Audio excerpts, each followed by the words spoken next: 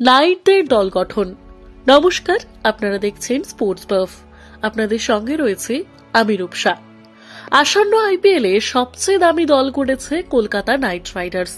তাদের সবচেয়ে বড় প্রাপ্তি গৌতম গম্ভীর। তবে এইবার খেলোয়াড় হিসেবে নয়, তার প্রত্যাবর্তন ঘটেছে মেন্টর হিসেবে। মূলত তার নির্দেশেই দল গঠন করেছে নাইট বাহিনী। নিলাম থেকে প্রায় 24 কোটি টাকা দিয়ে তারা কিনেছে অজি বোলার মিচেল স্টার্ককে। এছাড়াও আফগান স্পিনার মুজিবুর রহমানকে 2 কোটি টাকা দিয়ে কিনেছে তারা। স্টার্ক, মুজিব, চেতন সাকারিয়া ও নারিনের সংমিশ্রণে নাইটদের বোলিং নতুন চেহারা পাবে। এছাড়াও তারা মনীষ পান্ডেকেও ফিরিয়ে এনেছে। 2014 আইপিএল জিততে যিনি নাইটদের হয়ে প্রধান ভূমিকা পালন করেন।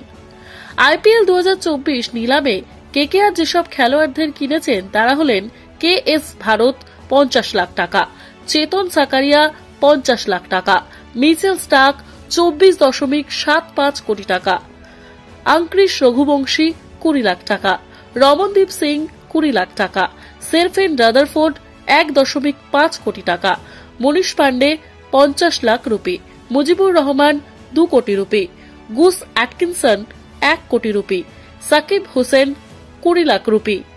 নাইটদের সম্ভাব্য ফুল স্কোয়াড: উইকেট রক্ষক KS Bharat, Rahmanullah Gurbaz, batsman Shreyas Iyer, Jason Roy, Rinku Singh, Angkrish Raghuvanshi, Sherfane Rutherford, Manish Pandey.